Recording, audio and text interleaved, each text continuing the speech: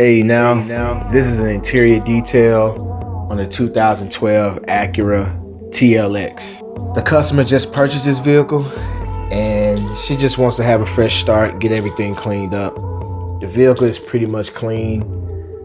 In my opinion, I think the center console is probably the dirtiest part of the vehicle. Everything else is okay. The seats are a little dingy, but it's funny how that when your prices go up, the vehicles get cleaner for some reason. I don't understand. And these vehicles like these, you have to be very, very meticulous and really go into detail, because now you have to find the dirt. The first thing I like to do is I like to ask the customer, what is it in the vehicle that's getting on your nerves? What stain? Just, go ahead and point it out to me. And I make sure I get that on out the way. But anyway, while I was working on this vehicle, I was thinking about the first time someone told me that I didn't charge enough. It's funny. I remember going into a nice neighborhood, gated community, big houses, high ceilings. I go there to detail the vehicle. After I get done with the vehicle, the lady asked me, how much? Once I gave her the price, she laughed. She actually thought I was joking. She was like, that's way too low. You've been out here for quite some time. So she doubled it and gave me a tip. Now, I remember feeling some type of way when she told me that, but I had tunnel vision and I was just sticking to my plan. So I pretty much just ignored the situation and forgot about it. Like a month or so went by, and someone actually said the same thing. And they did the same thing. They gave me a big tip and told me, man, don't undercut yourself. You're really good at what you're doing. You need to charge more. All right. That one got my attention because they said the same exact thing that the other customer said. Another thing that I noticed about these customers is that they both lived in similar neighborhoods, had similar sized houses. Okay, this was a coincidence, but it was bigger than that. Over the phone, I'm giving the lady a quote, or not a quote, but a starting price based on the vehicle that she gave me. When I gave her the price, she said the exact same thing. I show up to the appointment, similar type neighborhood, similar type customer, and so I'm like, okay. So over time, I raised my prices.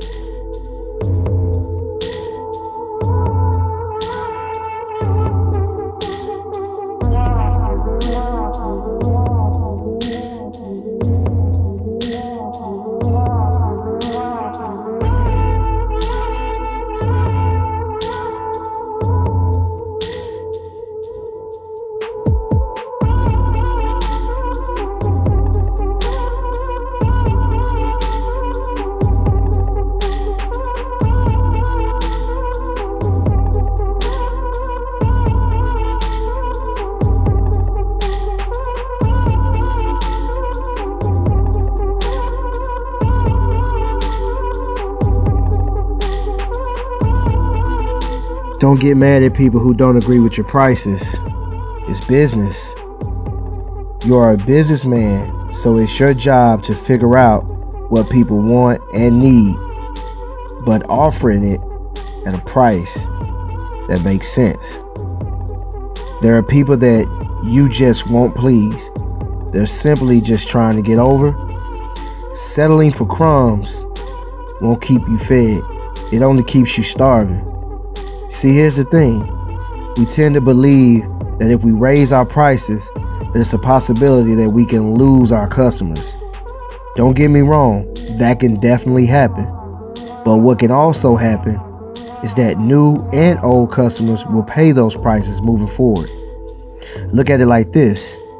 At your 9 to 5, you pretty much have to take whatever they're paying you. There's really no room for negotiation. But when you own your own business, it gives you the power to set new prices that will later increase your earnings. There's gonna come a time when you feel that you should be earning more because of your skill level, overhead, and hours that are put in daily. If you're not charging correctly, it's nobody's fault but your own.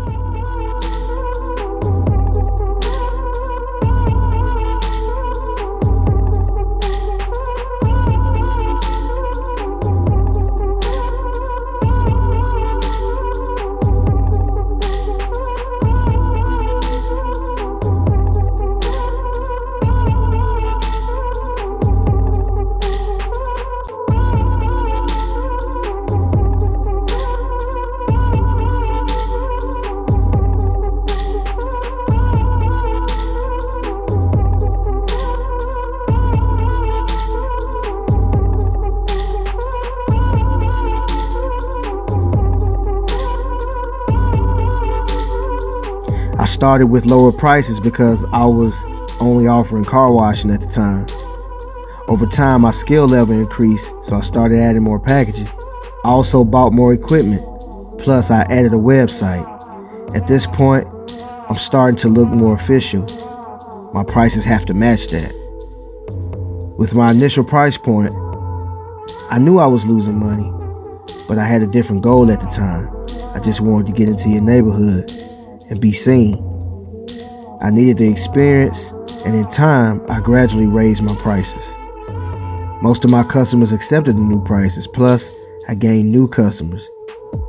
See, change is necessary. It brings new opportunities, new experiences, and another perspective.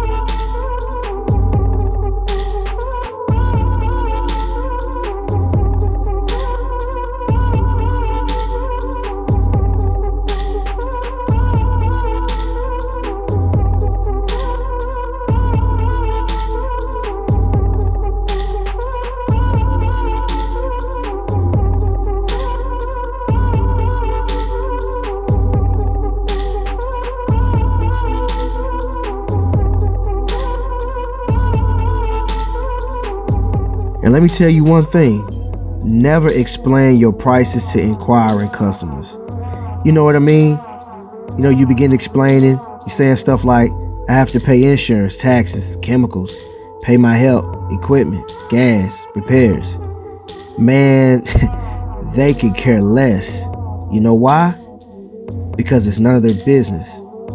Study your packages and prices so you know them off head. This way, you'll be confident when giving quotes. You will definitely sound like you know what you're talking about. And if that customer isn't serious, they will get as far from you as they can. And that's a good thing. Being confident in your raised prices would definitely deter people who are trying to get over. You should charge enough to be able to pay your overhead, save money, and pay yourself. And if you can't do that comfortably, then chances are you're not charging enough. See what the going rate is in your area. Find a demographic that can afford your prices.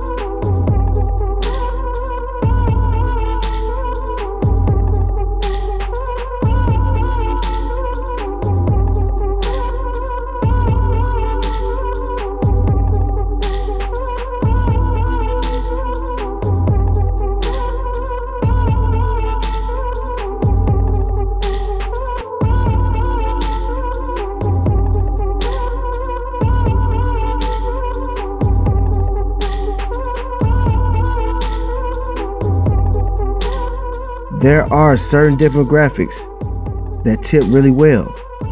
I've been tipped as much as $100 on a $300 detail. I've actually had people complain that my $100 package was too expensive. Now think about that. I actually had someone tipping me the same price that someone was refusing to pay on top of a service. Which one would you rather have? Mobile Detailers, stand up. Shots out to the New Wave Facebook group. Peace.